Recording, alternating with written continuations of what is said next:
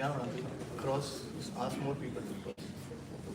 Good morning, everyone. It's my absolute honor to welcome you all to this much-awaited expert talk on architecture transforms the city by our esteemed guest, architect. 8197. I would request everyone to maintain decorum and kindly keep your phones on silent. We are gathered here today to explore the profound impact of architecture on urban landscapes and communities. And who better to guide us through this than our speaker for today, an architect whose work has redefined cityscapes. Before we begin, let us welcome our esteemed guest with a warm round of applause.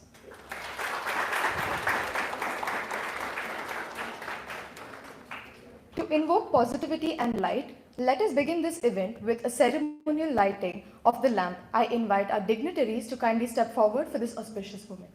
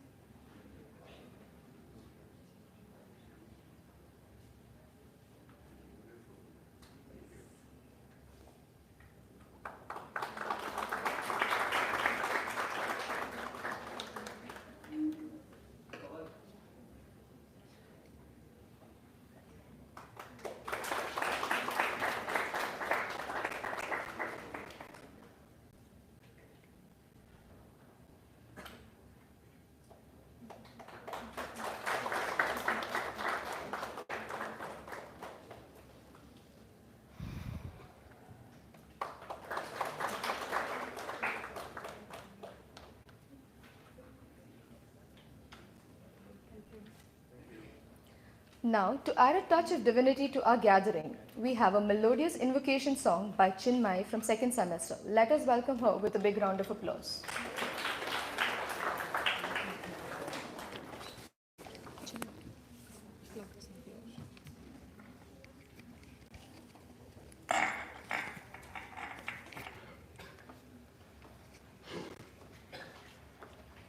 Good morning, everyone.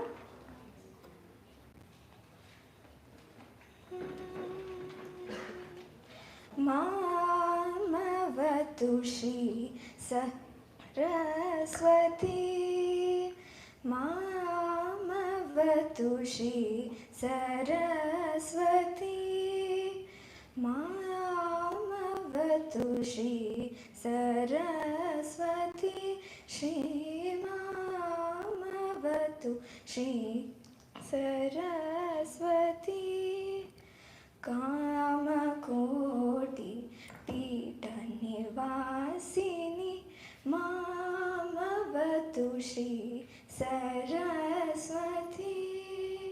Kamakoti Pita Nivasini Mamavatu Shri Saraswati.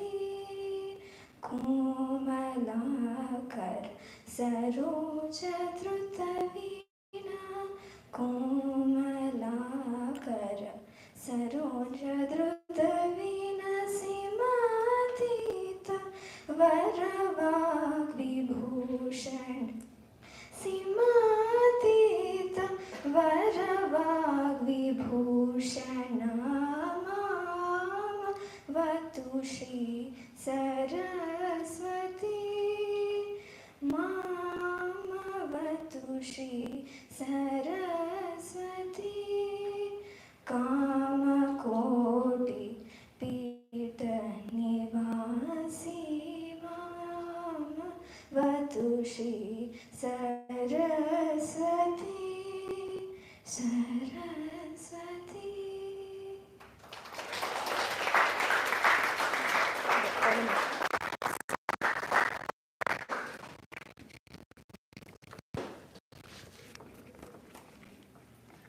Thank you, Chinmay, for that soulful performance. To formally commence this event, I now invite our principal, Professor Fatima Samana, to deliver the welcome address and introduce us to Acharya Institute and Acharya's NRV School of Architecture.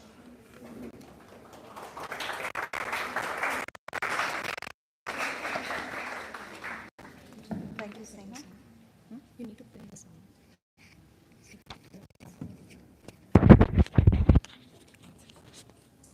Yeah.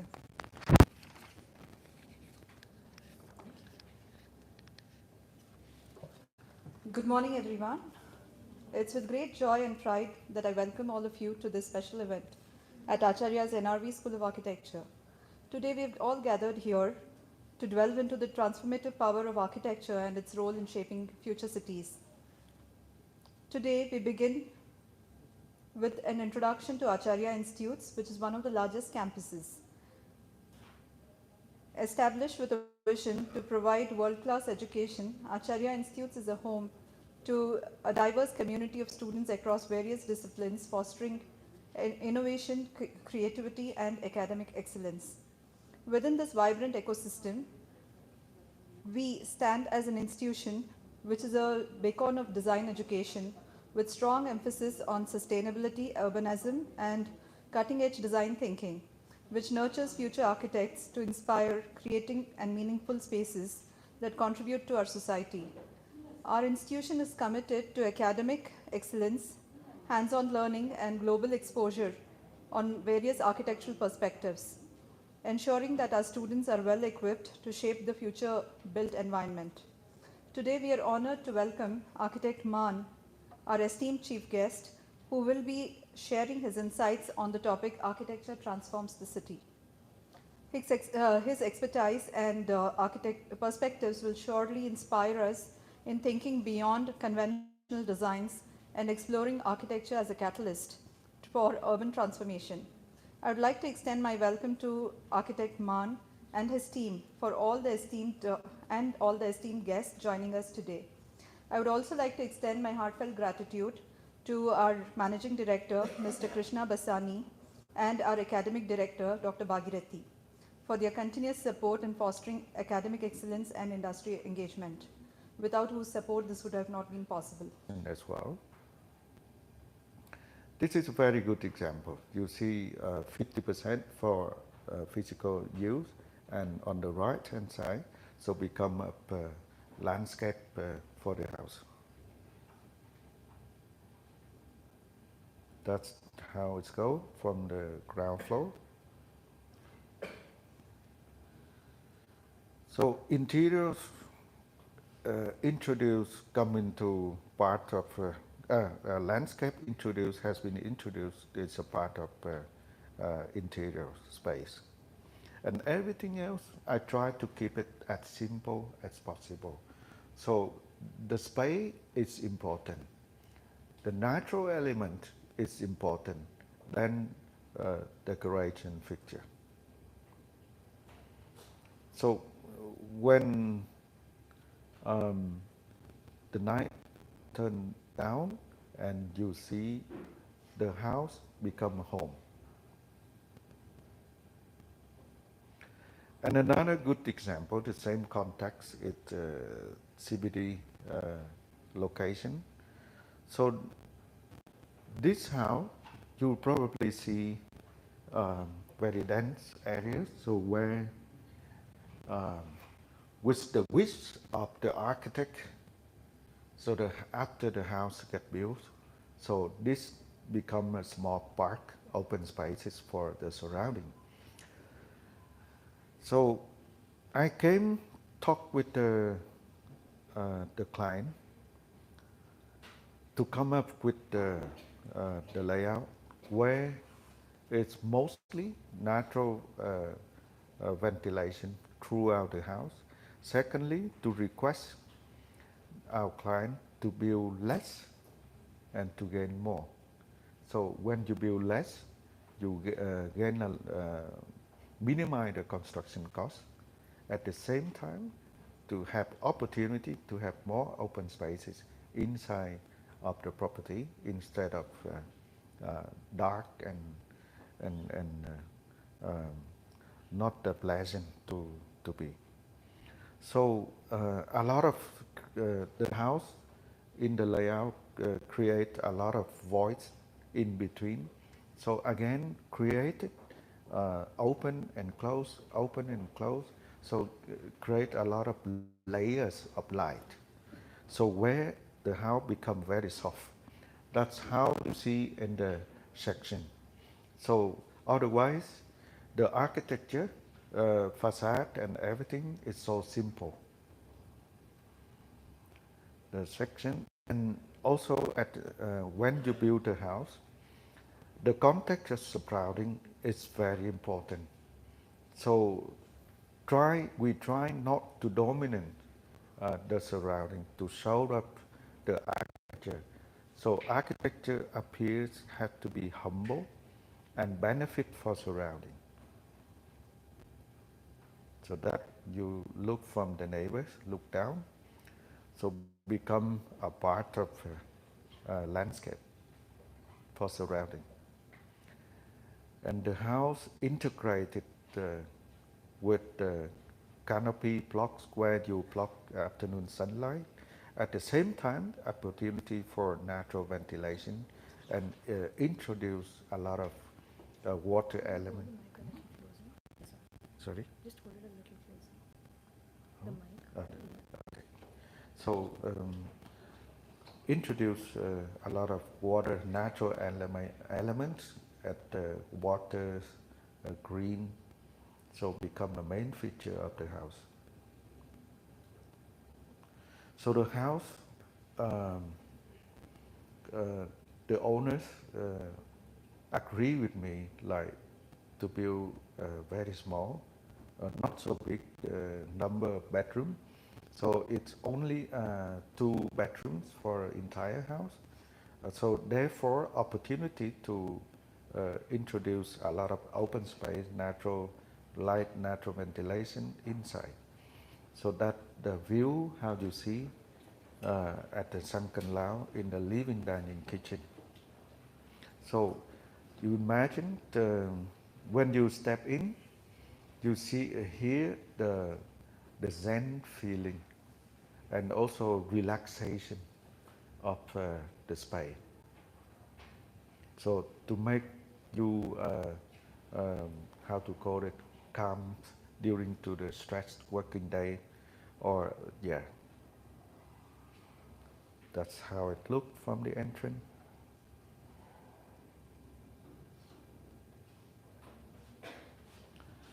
Okay, I came to another project. This is a second home resident areas for in the Phuket Island. This project in particular, we did the master plan, architecture and interior. So for entire project, and then where you see the context, you don't have direct the sea view. So therefore, we decided to build a master plan, become like a group of Vietnamese village to have the small and narrow the alley come into the group of villas to give in certain hierarchy of privacy. So only single story building, and where you can have opportunity to enjoy everything activity in internal of the villas. So that the villas, single story building, and each villa had 2 blocks and a swimming pool.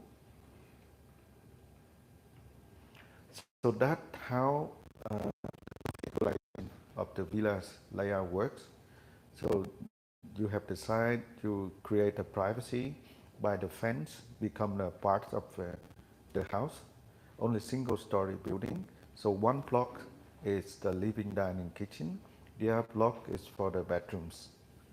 And on top of this, the villas become a planter box for entire properties. So we do not see the architecture when it's built. Throughout the section and the plant, you will see how we play and introduce also landscape into the interior space. So living, dining, kitchen, totally open air, and bathroom. And for those bedroom, we also open airs. Otherwise, only bedroom we close it for the certain insect at night and the comfort when we need to use the air conditioning. So you don't see the architecture, do you? So that's our major idea to convince our client when you take and you need to give back to the nature. And client really like it, the idea. So landscape itself became a part of architecture and interior. And this is a interior space from living, dining, kitchen. So you have on the right hand side wall also the green wall, and living, dining, kitchen we don't have the doors and windows, and we open airs all. In the clubhouse of the area, we use the double skin facade and central corridor, where we place with very simple local blocks, the brick, and we make it in modular. So ground floor will be a reception, waiting areas, and then restaurant, and for the welcome guests, and upstairs a management office, and then also a spa, and the rooftop will be the open outdoor lounge. So that's how you see the section. Of course, the natural ventilation for whole entire project. Go quick. So the layout in the central courtyard and integrated numbers of facilities as explained. Above, a management office and a spa, and the rooftop. So again, we are making 1.2 meters thick for the slope to plant trees and plant in the rooftop. So that's how the project get built.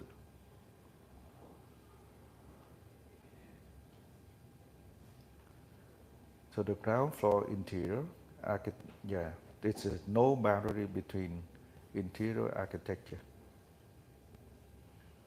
The interior, that's how you see from the roof.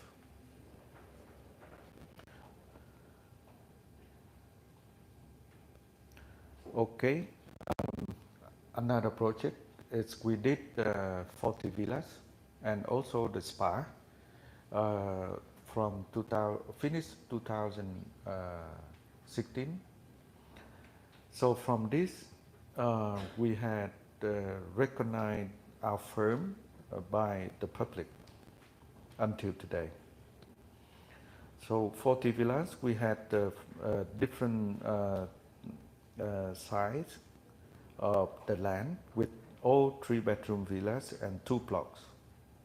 And the single block for living, dining, kitchen, and the front part, which is with sliding up for the 2 part for 2-story high building, and also bedrooms. That's the section you see from the villa and swimming pool and connected to the beach.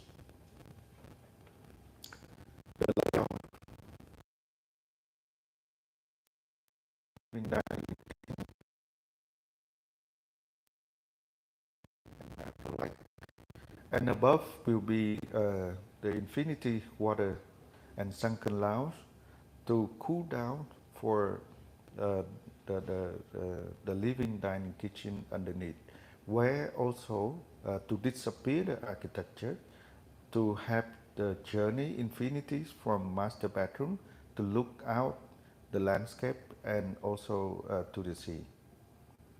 That's the view you see from master bedroom.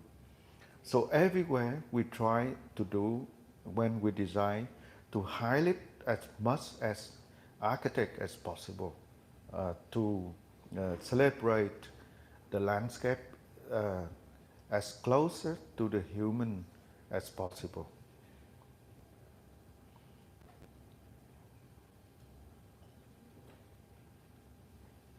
Some of views of interior, even the bathroom, we also introduce landscape and natural light, natural ventilation, view from the bedrooms. Okay, it's with the same way approaching. So this is we finished last year. So we had inquiry from our client to design for the clubhouse for the communities, where you have gym, cafe, children playground, um, uh, uh, spa, and restaurant. So a lot of different facility, and we have the plan. The land side is long and narrow from not so deep, and both sides is we integrate with the agriculture sensitive landscape. So what we do, instead of make one big blocks, so we subdivide it in small blocks and depending on the function. And then we orientate it different direction. And we, um, how to call it, press from enter, it's low and become the slope. By doing so, we had opportunity to dialogue with right and the left side of the street. So again, the architecture appear gently, and we don't show the big architecture blocks. So by the slope roof, we don't see the architecture in the front when you walk through close to the building, but we see a park, a new introduction of the park integrated um, with the current sensitive landscape. So that's how it came out of new part of the project. Otherwise, we also have to dealing with the monsoon, where you have the firm wind in from April to June, where it's temperature of area very hot, and this is the afternoon sun. So that's why we use the grass roof to cool down the back part of the clubhouse, and at the same time we also have a lot of opening uh, to the back part to allow for natural ventilation. That you see how from the front to the back. With this, still go on my journey of my practice, and we try to introduce as much as um, open spaces and the green to healing for the urban uh, where I see lack of open space. So we thought every architecture try to implement the same. So in the future, our city will be much better. Thank you.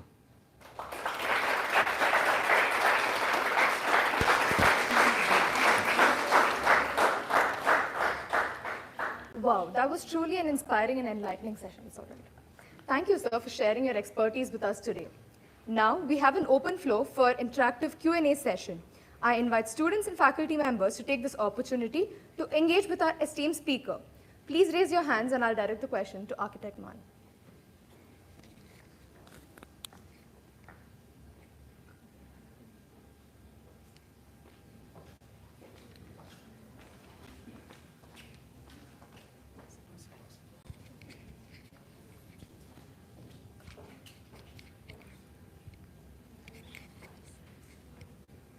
Good morning, sir.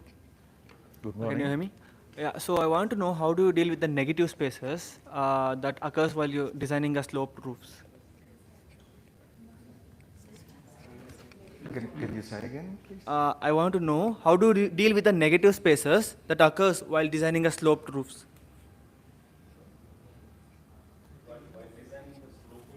Mhm.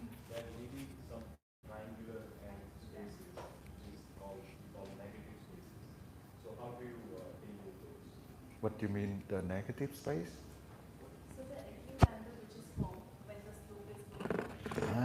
Okay. Thank you. Yes. So you see, most of the starting slope roof, we open here, open, so to allow for natural ventilation. And then we have the structure to start only from here. And then this part like become a planter box. So all the dead space will not use as a function. So, but somehow visually we see is a continuity of the architecture.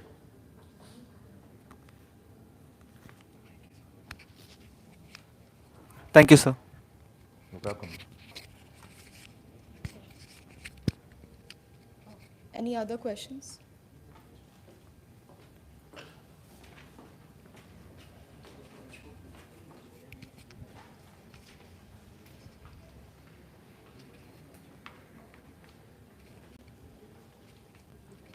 So how do you deal with the climatic challenges for a humid climate like Vietnam, since like you have used extensive green roofs? Do with Like the maintenance challenges for the green roof. okay. Well, you know,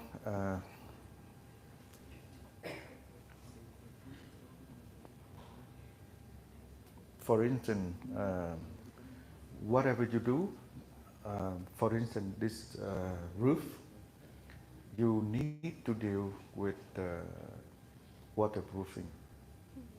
Okay, that's third part. Either you have landscape or not in the rooftop, you still need to do for waterproofing. Secondly, if you don't have the landscape on the rooftop, it means the concrete itself will directly hit, get the hot from the sun. So imagine you still need to do the waterproofing, but you also, instead of direct contact with the sun, then you have this.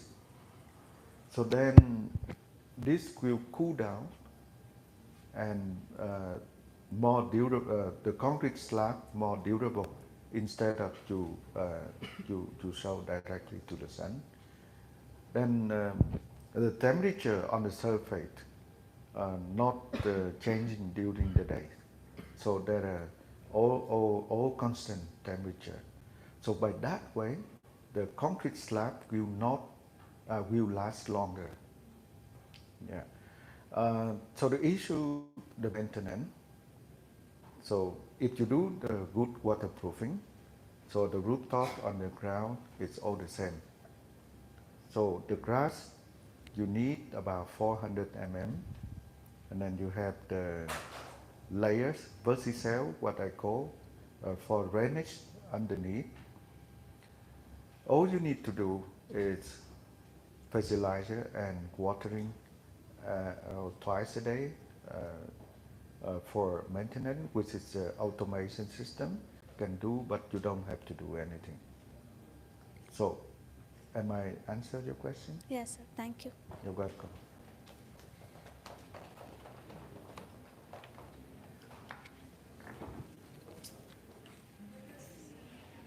Anyone else?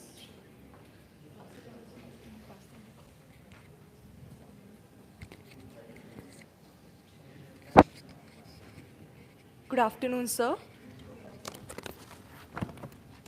My question is, what fundamental principle guides your design process? Fundamental. Yeah, the concept, how you come up with a concept while designing a building. Thank you. Interesting question. So, when I start to talk with our client in order to have the proper design brief, so we first of all we need to have a lot of discussion with our client. So until become a friend, then we easy, casual to talk, and then before you can do anything to make sure that you have the good design brief.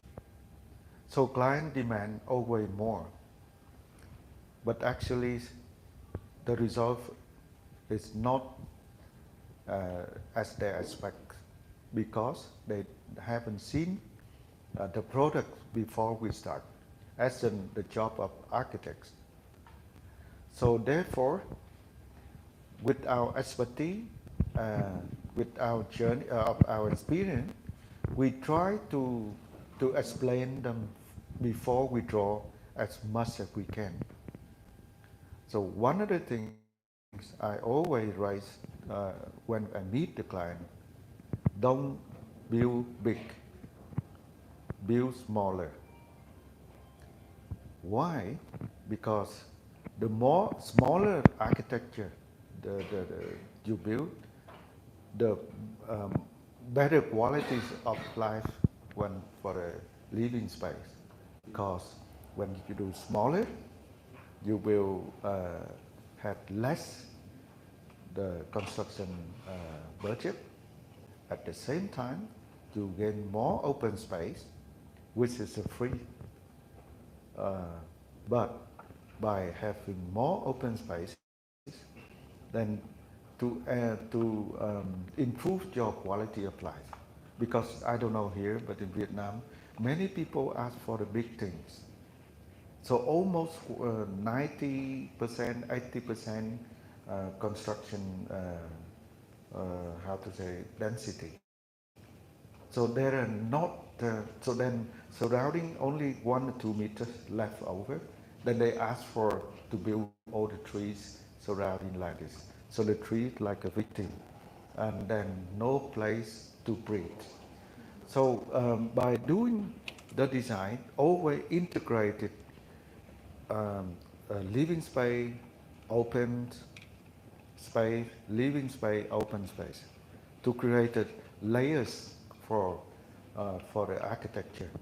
So the layers, the space, interacted with landscape, with the nature, with the natural light, natural ventilation.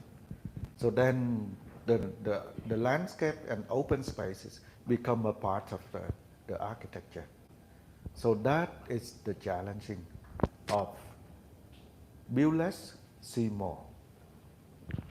Yeah. Thank you, sir. You're welcome.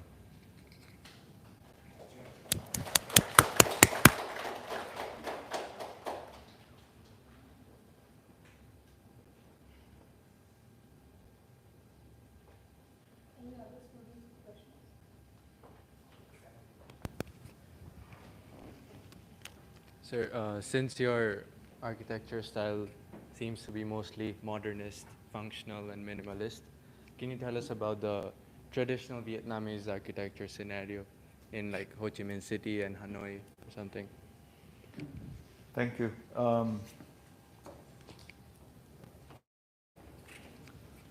Hard to say. We are a post-colonial country in Vietnam. So we had 1,000 years colonized by Chinese, 100 years colonized by French, and 30, 35 years by American. So where's the left over for Vietnam integrating culture? So there are diversity of mixed Chinese, Vietnamese, French, and I found it very interesting. But if you look at it, the weather's direction, whoever comes, they need to somehow to look at it, the current situation of the weathers in Vietnam in general, particularly in Ho Chi Minh City. Yeah, we are tropical climate. So then the layers of how to call, I always call the gray space. The gray space means between indoor and completely outdoor, where I found very interesting thing for architect to design the project. It can be a canopy, it can be the indoor, semi-outdoor corridors and this kind of thing. We go with the function. The function come from temperature, weather in that location. Otherwise, we still speak Vietnamese.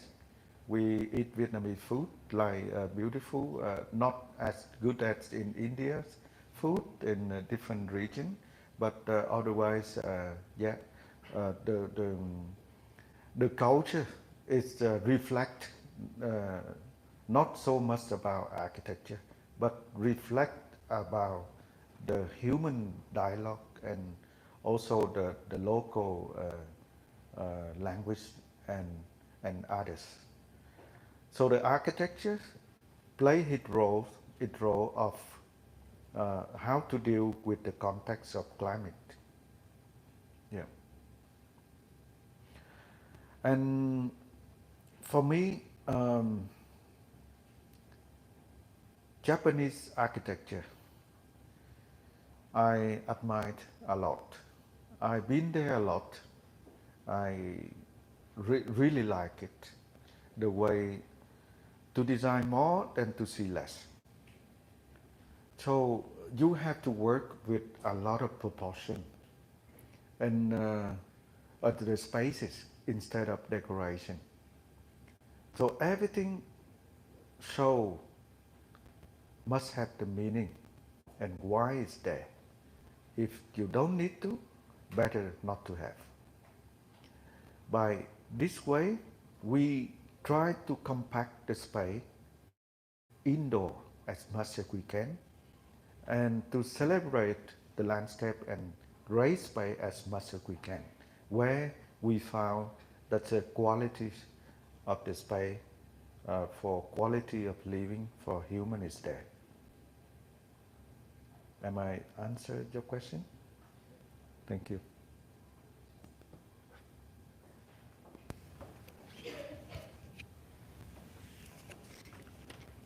For community spacing projects, unlike individual, what are the basic aspects you look into as a space? For community spacing in Vietnam, what are the basic aspects you see when designing it?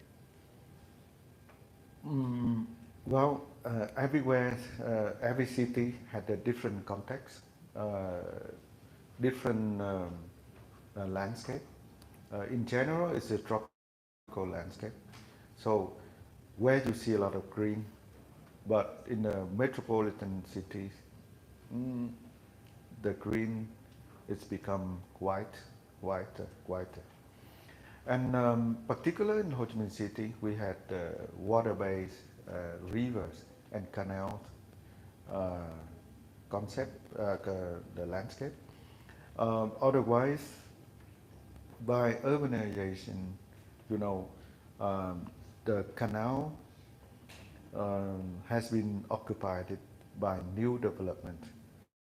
So sometime in the monsoon season, so that after one rain, it's become totally flooding, up to here sometimes, depending on the location. So entire city now is dealing with this, dealing to drainage and lake and canals.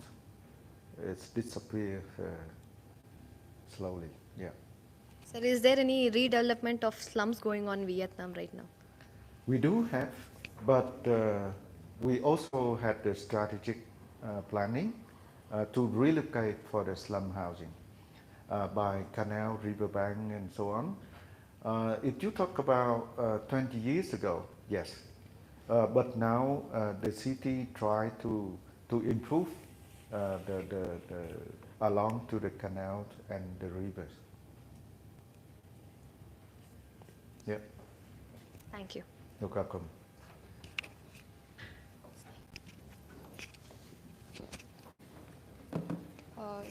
So since vegetation or the greenery is given so much importance in all the projects, how do you decide on what type of vegetation you're going to use for a particular project?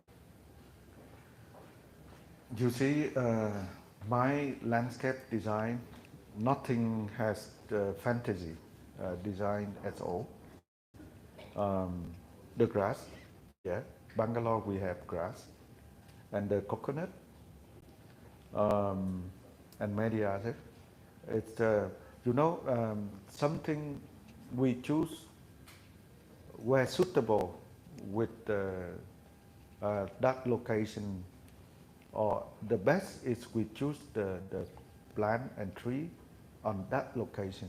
Even coconut, but coconut can be different from somewhere. So that's our principle of the landscape design. Yeah. So for the interior spaces, the vegetation should be a little sensitive. So what kind of vegetations you're going to use in the interior? The interior space, for instance, if you look at this one, it's we have to see the different, the interior landscape, in the way that when you have the certain landscape where you don't need a lot of light, natural light. So by that way, how to call in English, I don't know. For the some number of the plants can live in a shadow, but semi shadow. Yeah. And for instance, for the sky house.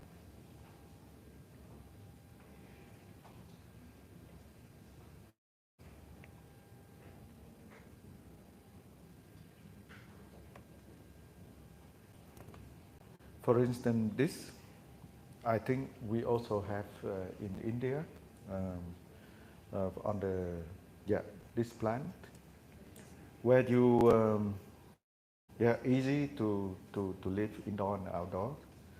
So the idea, you see, this not the leaf, we need also the way how to maintain it. So we choose this kind of leaf. It's for longer maintenance period. So some of the leaf is falling off down every day, like a bamboo leaf and things. But this one is much take longer time. So those the experience. For me, I don't choose the difficult plant and tree, but to choose where the location of the plant and tree can live, and then take that to the design. Yes. Any faculties with questions?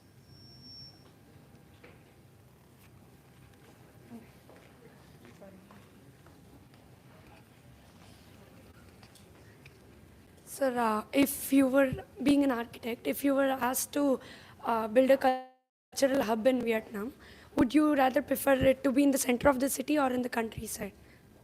If anything related to Vietnam culture, tradition, as a hub of cultures. So would you prefer it to be in the center of the city where it is filled with traffic, rush and people, and or would you prefer that to be in the countryside where you have a calm vibes? I prefer to live in a central city, but feel like countryside feeling. Okay, so I still didn't get my answer though. Yeah? Yes, sir. She's asking that if there is a project of Vietnamese cultural center which will showcase the Vietnamese food, language, Cultures. clothes, whatever. So that, do you think it should be in the city where visitor mostly can visit, or it should be outskirts? That's the question. Oh, sorry. And the personal choice, what you will as architect, what you will. Well, the culture center project, which in the part-time in Vietnam, we see more in the village instead of city center. Yeah, so that where the meeting place of the people in the village, and where is the festival ceremony for all the events of the city people, of the village people, and where also you have the floor open, allow for the people to bring the rice to dry it up due to the harvest.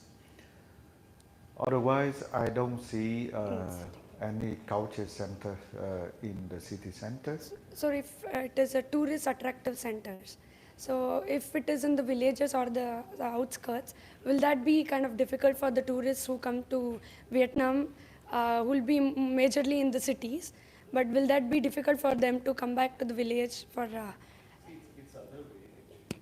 That if as you said, if I understood correctly, that what he's trying to say that the Vietnamese culture, which is no longer in the city but it's in the villages, due to some festivities and there is an open space and there is a traditional architecture, right?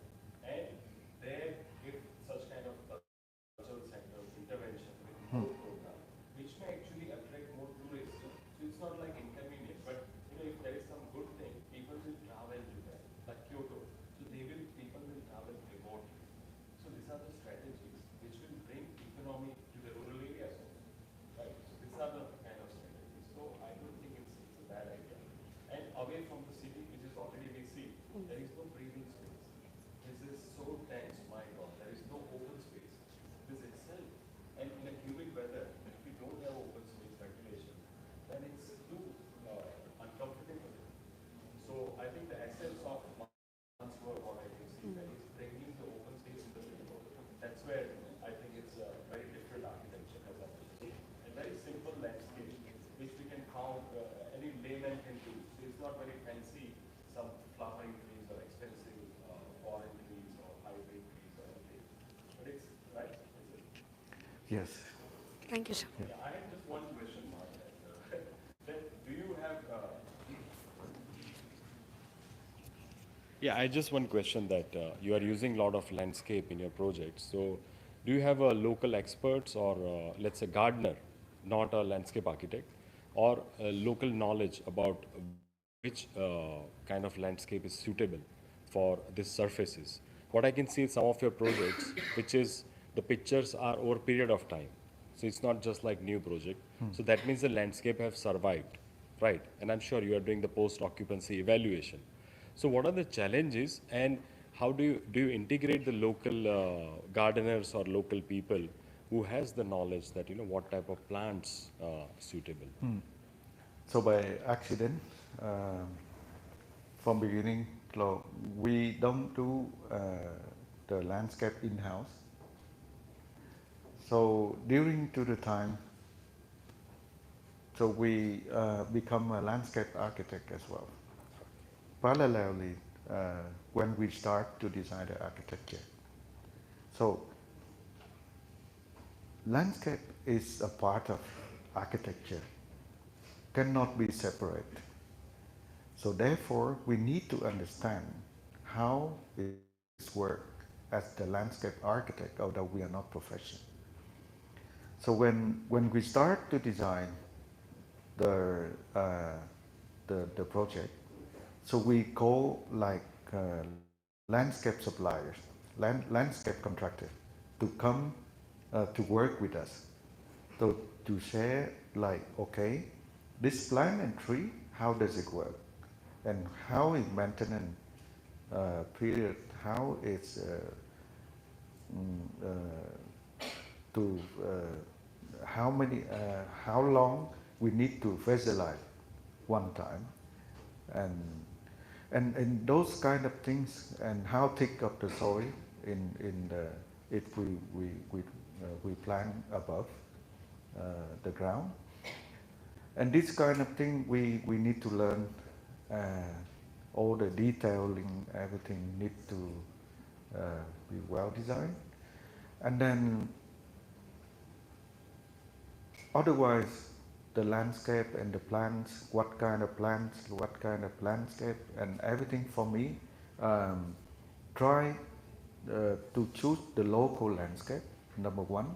Number two, minimize the, the maintenance.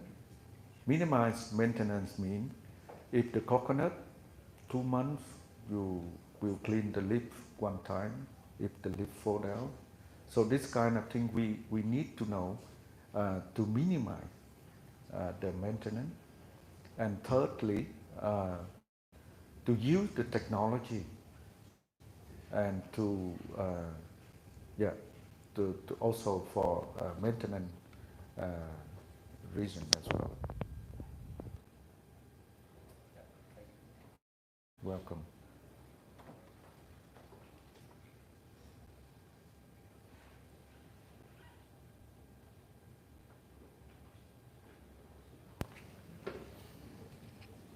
Sir, how you deal with limitations? Limitation. Sometimes you have to go beyond strategies like guidelines. And how you deal with limitations on the site? Limitation on the site. Limitations, like bylaws, guidelines. Sorry? Like bylaws, guidelines, sometimes you have to go beyond. So how you deal with that limitations? So do you, I think he's asking question that how difficult is to work with the Vietnamese building regulation, where there is a framework which doesn't allow you certain things, right? So how do you go beyond that? Do you challenge those rules, or do you work inside the rules? Yep. The rule, the laws everywhere must have. That's number one. Either flexibilities of the law, how we can interact with this or not. So, for instance, this house, very clear, from master plan 1 to 500, is you have the front setback 6 meters, and then you have the side setback 2 meters, and the back setback 2 meters. So no negotiation. And the height, maximum 2-story height. And Vietnam building regulation is very, very strict. You must follow. So then, yes, what you can do for the rest, that's the block planning you must follow. So this is the solution of the architect to follow the law, the rule, then we start from there. And for the rural house, it's more flexible because the land is big, and to allow, like sometimes you build a small house in agriculture village, it could be very flexible. But then at that place, they don't need the 10-story high building. So then mostly only single-story building. Yeah. Thank you, sir.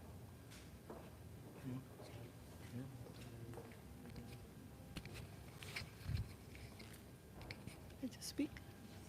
I thank you, sir, for a beautiful presentation. With the amount of questions you are getting from students, it means your presentation really connected with the students. Oh, thank you. So thank you for that. So my question to you is that all your projects, they have a very strong connection with water and vegetation. But I want to know, how do you view materiality in your project? How important is material to you, the usage of different kinds of material to you in your project? And how do you view it in, because it's a tropical climate? So what are we saw a beautiful use of a brick facade in one of your projects. So what are the other materials that you like to use in your project? Thank you. How to understand that question? How do you value, also Materials. Have shown powerful connection with the landscape and the water, but how about the other materials like walls, structure, flooring, or furniture? So how do you value that? Or any special thought in your projects of building materials? We come first of the material in Vietnam, where nowadays we still use the traditional the brick, and in high-rise building they request 80% of traditional new cement compressed brick for how to call it net zero energies consumption, green buildings. For otherwise for the private house, they still use the concrete frame, concrete floor, concrete slab, and then they build the brick. So which is the most common material, building material they use for the structure, and most economic way to use for sort of building construction nowadays. It's too luxury to tell that you use the wood, because Vietnam, we closed the forest for 30 years. So there are no discussion about wooden material. Otherwise, if you import, we use also the rubber tree where the people plant the forest. And then for the brick, I use one project. It's traditional brick where I play with the pattern. So this is a trial to inspire the local brick to design. But the city itself, it's always try to come up with as economic material, building material as possible. So the architects, it's my challenge myself. Like, for me, the space is important. If we have nothing, fantasy building material. So the space is more important than the material. So, but whenever I go, had the specific local material, I try to use as much as I can. Yeah.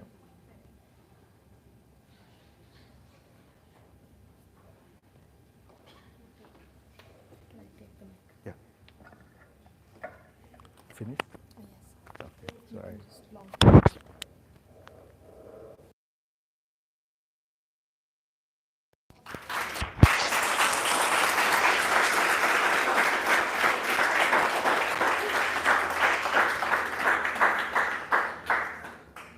As a token of our appreciation, we would like to present a memento to Architect Man. I request Dr. Bhagirathi to kindly do the honors.